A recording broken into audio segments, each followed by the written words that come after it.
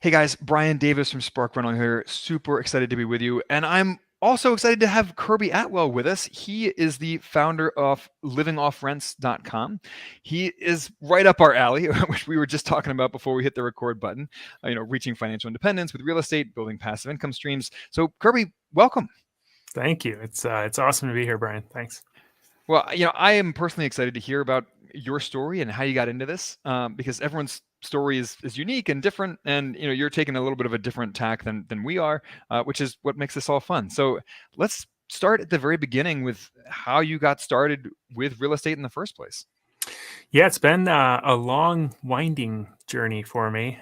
So I started off. I wanted to serve in the military, so I went to West Point Military Academy and got stationed in El Paso, Texas, right afterwards. And while I was down there, I picked up what I always call the gateway drug into real estate investing, which is Rich Dad Poor Dad, as many There you people go. have experienced that same calling afterwards. And so I read it and changed my mindset, and I knew that's what I wanted to do. And so uh, bought a couple properties while I was stationed there, and then went on to Hawaii. I bought a property there, and really just kind of figured it out in the beginning. Just like didn't buy great properties, but they were decent. And I knew though that I wanted to get out and do it long term. So I got out of the military in 2011, and not having a W-2 job anymore, I couldn't get financing. And so Right. I decided,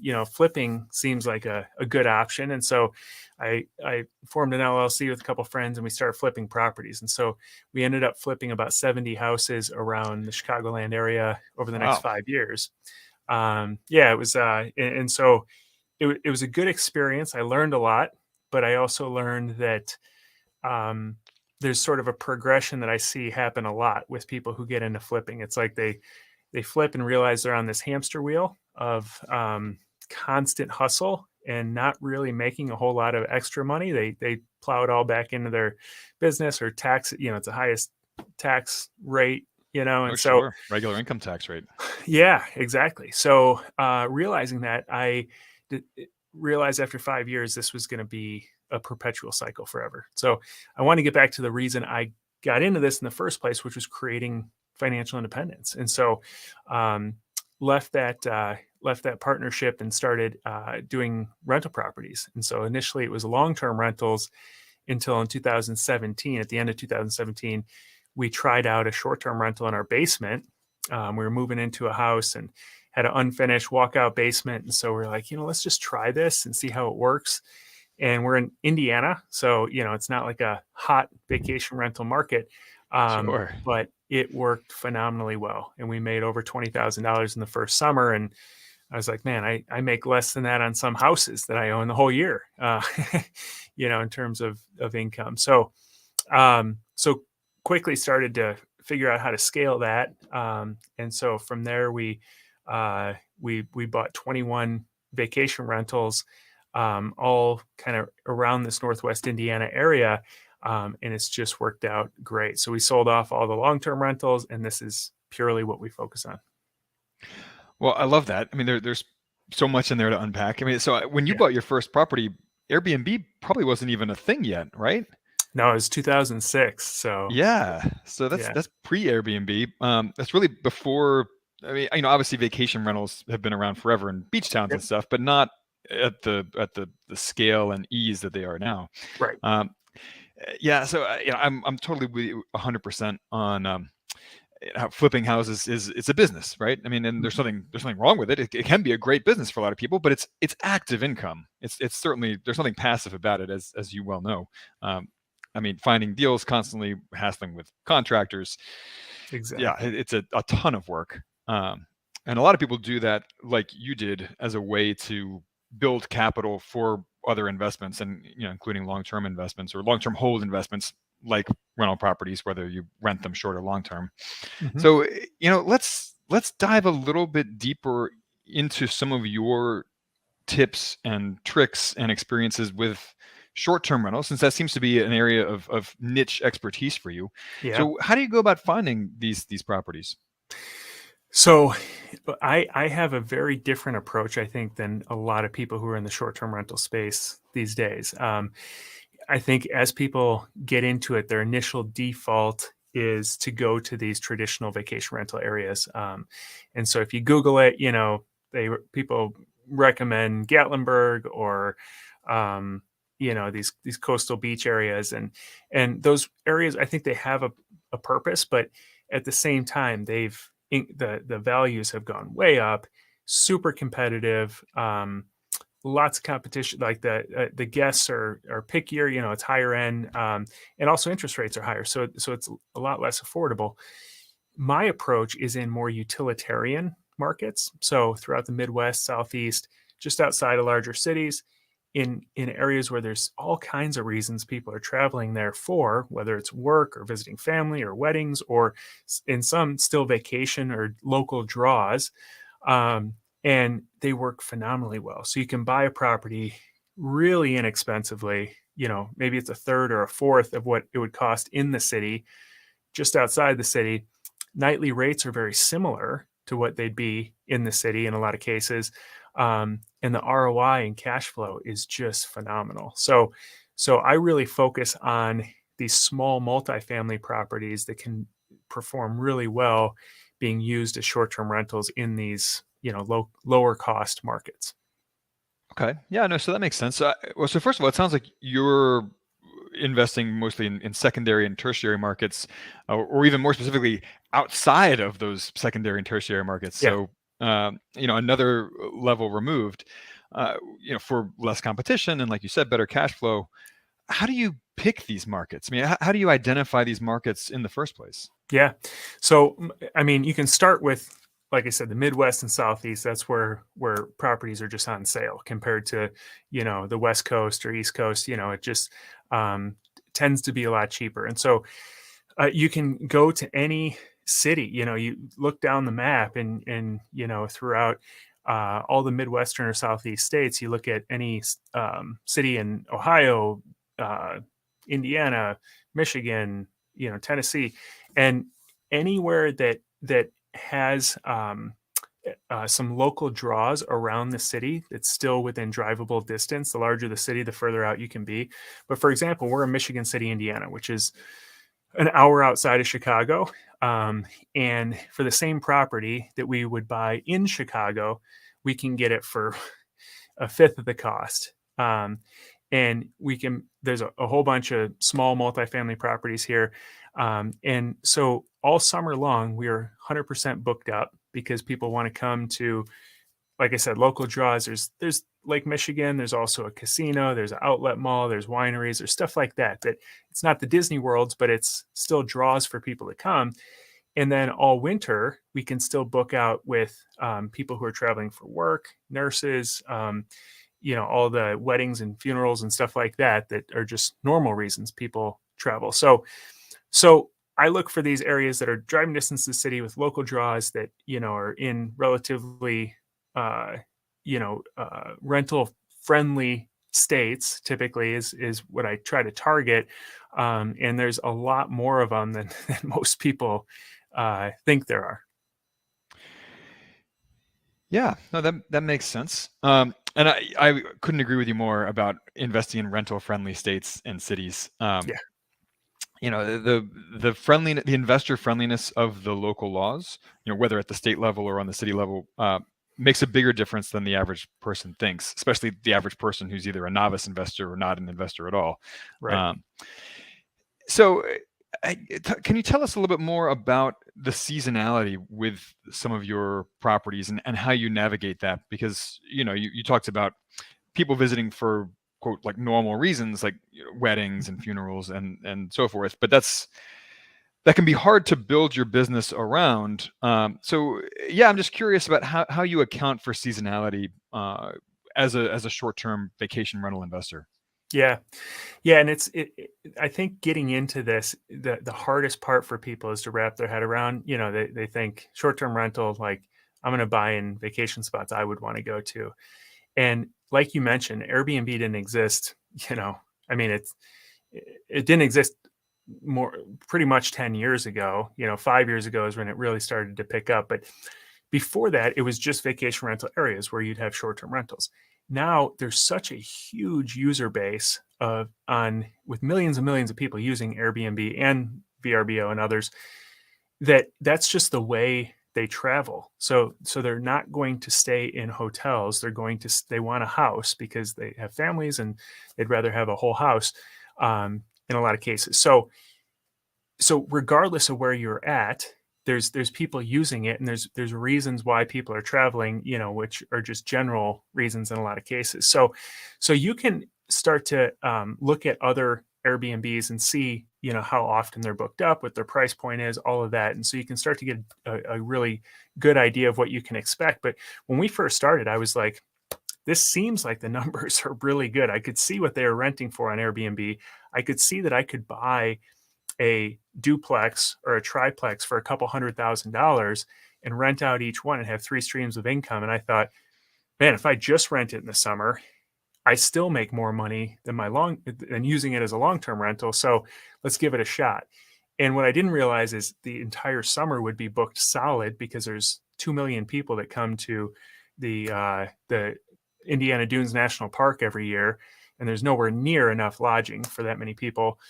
And then in the winter, I thought it might just sit vacant all winter, but it's every single weekend is booked on all of our properties because of all these other like weekend getaways or people, workers booking for longer period of time. It's a lower price point, but overall we're at like 70% occupancy. So you can really tell by looking at other comps. I don't like to be the trailblazer, like go out in the middle of nowhere and like be the first one. Right. But you can start to see like if there's a decent number of comps around there, and the bar is set really low too on the competition, because a lot of people roll out of bed and they're like, I want to list my house on Airbnb today, and take a couple pictures with their iPhone with their cat in the picture and an unmade bed, and that's the competition, especially in the smaller areas, the non-vacation rental areas. So you can just dominate these markets if you are intentional about the way you're doing it. Well, I love that. And that's a fantastic point about when you invest in smaller communities, smaller cities. Not only is there less competition, but the quality of the competition can be much lower. So it can help you stand out more easily from those competitors. So we've talked a little bit about how you find the markets where you invest. What about individual properties? So you invest in small multifamily properties. Do you just work with local realtors and find properties on the MLS? Do you find your properties off market? How do you go about finding these deals? Yeah, great question.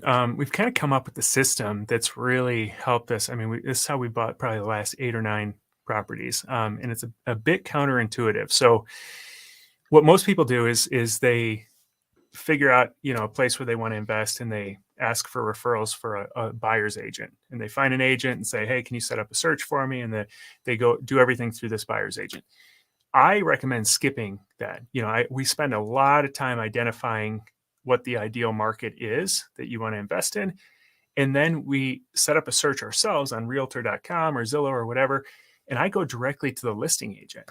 And as soon as a property pops up, I call a listing agent and say, hey, I own a couple others in the area. I'm really interested in this property. It meets my buy profile. By the way, I don't have a buyer's agent. I'd love for you to represent me as a buyer and the seller, so you'll make double the commission on this deal. And, can I take a look at it? And it is incredible the amount of information that you get. Like, they're not going to do anything unethical. Sure. But they're the source of the information. They know the property inside and out. They know why the seller's selling. They know, so they're going to work together to co-author a offer that works for all parties, instead of just submitting a blind offer through a buyer's agent who knows nothing about the property, nothing about the seller, anything, why they're selling. You're just guessing that this offer might work. Instead, you can have a conversation and find out so much information about the situation and about the property, and then put in the offer. And all things being equal, they're going to be extremely motivated to try to make your offer work, because they're getting twice the commission on it. So it's a fantastic way to do it. Some people ask, well, is that legal in every state? It's not everywhere, but even if it's not legal in a certain state, or somebody doesn't want to represent both, typically they'll refer you to somebody in their their office. And so Right. they're still very motivated to try to make it your offer work above just some random other offer.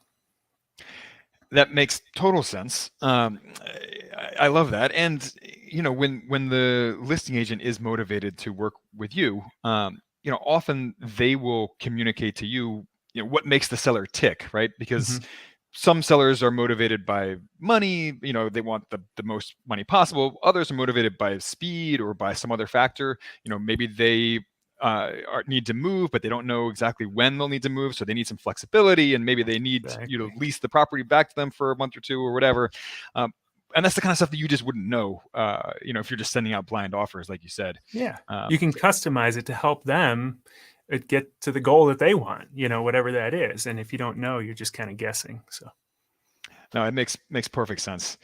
So, one question that I always love to ask people is the low point in your story arc, because we all have one as real estate yeah. investors, right? That moment when all hope seemed lost. But those are often, the moments where we learn the most about real estate investing, or maybe about ourselves, Mhm. or about money and investing in general. So, yeah, I'm curious about, some of the low points in your arc, some of the mistakes you've made, those expensive lessons that in hindsight were valuable to learn, but were Yeah. painful in the moment. Yeah. Yeah. There's, I mean, when I think back to my time rehabbing and flipping properties, man, there's a lot I can I can point to. Most of them were revolved around contractors and Oh contractor yeah. issues, and not being on the same page, and so I can share with you, the low points, and then I can also share with you what kind of was a turning point for me that Please. got that kind of changed everything for me in terms of the this the success that I've had since then. So really, yeah, I think it was the low points were working so hard on flips, and you project these numbers on a spreadsheet, and they never work out that way. Every Never. now and then you'll have one that goes as planned, or you sell it for higher than you plan, but the majority of them take longer, cost more. And then you try to scale that. And there's a reason why you don't see like national flipping companies that are at scale, because it's a really hard thing to scale. And as you scale, the margins get even worse and you have Right. more issues with people. So we went from doing one property at a time to doing multiple flips, obviously. And then we went into higher end properties because we kept looking at the spreadsheet going, well, the way to get wealthy is to just add more properties and do higher end properties.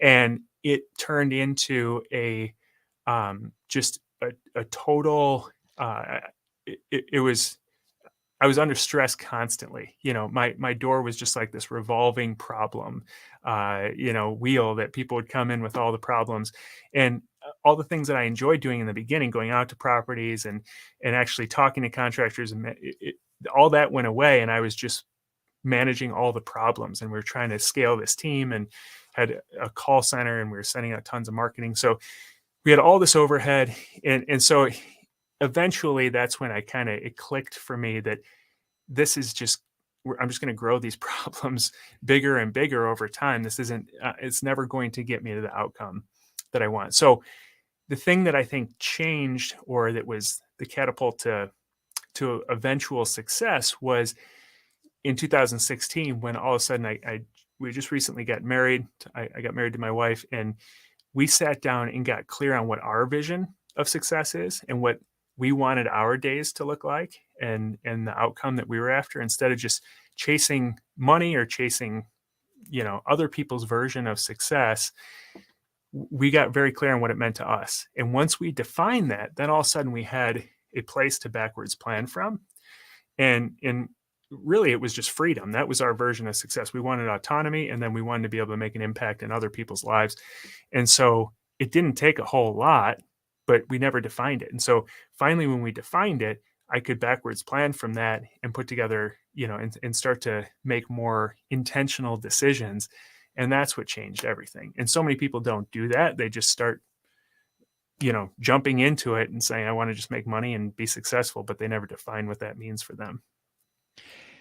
Yeah, I love that, and that ties in very closely with what we preach a lot here at Spark Rental about lifestyle design. Mm, Which is really just a nerdy way of saying, get really intentional about what your perfect life looks like, right? And then you can reverse engineer that.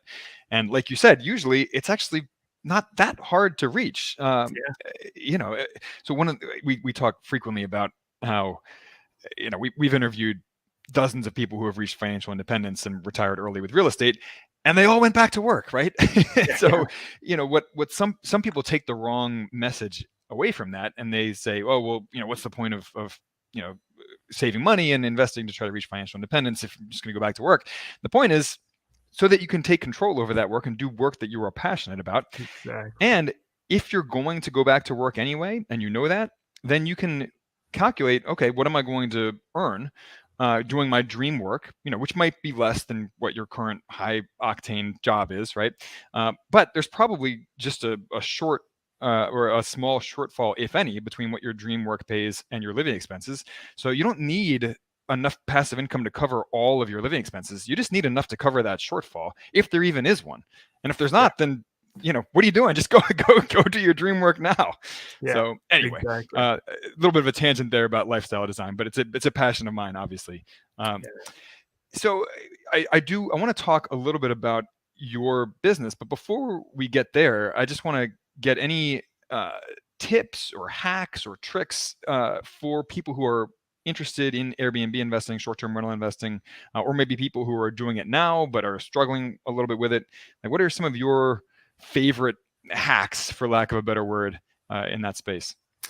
Yeah, so I think there's two main ones that I can mention here that I think would be helpful. So for number one, the tough thing I think for real estate investors who are transitioning from traditional real estate investing to short-term rentals, this was tough for me, is no longer thinking of real estate as a commodity like you did before. So in the past, I owned a lot of long-term rentals. We got up to 24 long-term rentals.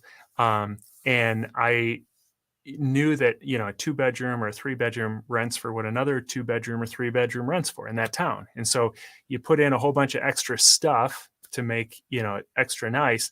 It's not going to make you any extra money. So it was really kind of pointless. So it's really a commodity. And so that was the mindset that I had going into short-term rentals. And it was really my wife, who wasn't really involved with long-term rentals, who she started getting involved with short-term rentals, and she had to bring me around to the fact that you actually are outsized. You make outsized returns based on the experience you're creating for your guests. So there's so much more that goes into short-term rentals in terms of creating that experience and being intentional about that. And sometimes it pays to buy like an extra expensive chair that hangs from the ceiling or something like that, or do like a crazy mural on the wall or something like that. Something, that's unique, that, it's not in the budget for a long-term rental. It doesn't make any sense. But for a short-term rental, that might, a picture of that might get a lot more bookings, and it leads to thousands of dollars more per year in income just because of that one feature. And more And those are just, reviews if it's yeah, memorable, yeah, right? Everyone's exactly. gonna be talking Yep. about it in the reviews. Yeah, it sets it apart. And yeah, so keep that in mind as you're transitioning from long term to short term, if that's the case. And then the other thing is, I push this so hard with people I work with, but if you can get multiple streams of income out of an individual property, the cash flow when they're being used as a short-term rental is just, it's insane. Like the ROI, it's a lot of people like don't believe the numbers, that it's possible to get that type of cash flow. But for example, our latest deal, we've got a triplex that we bought for 105,000, and it was disgusting when we got it. I mean, it was, but it's in a prime location. It had three tenants in each unit that were just, it was in really rough shape. So we bought it, we got rehabbed it. So we had a total of just over $300,000 into it. And that property is netting about $6,000 per month now, Wow. in cash flow after all our expenses and everything. So that would never happen with the single family home, but because we have three separate units, and then in the summertime, when it's busy, there's lots of families that want to travel together, friend groups. And if you think about it, there's just nowhere near enough 16 houses that sleep 16 people or 18 Right. people. But if you've got a triplex, you can list all 3 units together, and people love that. And so we'll book out we call it the super listing all summer long at a premium. And then in the winter, when it's small groups traveling, we've got 3 separate units that are bringing in 3 separate streams of income, and it just produces phenomenal income. So you can do that, and you can do it in a relatively affordable area. And if you compare that ROI to the $1 million beachfront single family house, it just the return on dollars invested, it's just not even comparable. That's fantastic. That is a great tip. And I didn't even know that you could put a super listing on Airbnb. Yeah. I'm not an Airbnb investor, obviously. Right. But no, that's not a lot great. of people do realize that. Yeah. Yeah, no, those are 2 great tips. So thank you. Yep. Well, so Kirby, tell us about your work at livingoffrentals.com. What are you guys doing over there? Yeah. So, like I mentioned, our goal was to get to financial freedom so that we could create a bigger impact in other people's lives. And I didn't know what that was going to look like. I've run the Living Off Rentals podcast for several years, and people were saying that's great information, but can you kind of walk me through the process, step by step to do what you guys are doing or what you've done? And so after I left my full-time job, I created a program that walks people who are working full-time through the steps of finding, buying, and setting up their first high cash flowing short-term rental that kind of fits this utilitarian model. And it's been some of the most rewarding work I've done. I've worked with quite a few people now to do that. And so it's kind of so Living Off Rentals is our platform. It's the name of the podcast. We've got a great engaged Facebook group as well. And then we've got this program also that's the first vacation rental investment blueprint, where we work individually with people and walk them through this process to get them in the game. And it some of them now are on their 12th deal, and it's the feedback we get is that it's changed our lives, and it's allowed us to do things we never thought possible. That's fantastic. When people are making an investment of tens of thousands of dollars or more of their own money, they do need some handholding often, Mm-hmm. right? And they want that extra sense of security with it. So it makes sense to offer a mentorship program, or to work with people through that first deal, get them over that hump, because it is so intimidating for the average person. Yeah. And that's where all the lessons are learned on that first one, so then you can stamp it out after that to get to financial freedom. So any final tips or words of advice before we wrap up? I would offer a book that I love. Do you know who Greg McKeown is? Have you read Essentialism or Effortless? I have not read Essentialism, although I've heard very good things about it. Yeah. So 2 of my favorite books, Greg McKeown's the author. He wrote Essentialism first, and I've read it at least once a year since that came out, probably 10 years ago now. And then he wrote Effortless a couple years ago, about 2 years ago now. And that's sort of a follow-on to the initial book, but life-changing in terms of the whole premise of essentialism is less but better. And I think that gets lost on a lot of real estate investors. It was on me personally, for sure, in the first many years of investing. And so a lot of people will say, well, I want to get to 100 doors. That's my goal, is 100 doors. And I ask them why. And it's like, well, because I can compare that to Joe down the street, and he only has 50. So I must be, more successful than that guy. And right. And it's like, I would rather have 1 door if it pays more than the 100 that Joe has down the street, so less but better has been my motto, that what I've tried to replicate after reading this book and try to keep in mind every time I do something new. And it's just paid dividends for me. So I highly recommend those 2 books to listeners. Oh, that's perfect. That's the perfect way to close out the episode. Kirby, thank you so much for joining us today. This was such a fun conversation for me, and I'm sure for everyone listening. Yeah, it's been awesome being here. Thanks a lot. All right, guys, we will catch you next Tuesday. Have a great week and stay in touch with us. Support at sparkrental.com. Rate, review, all that good stuff. And we will catch you next week.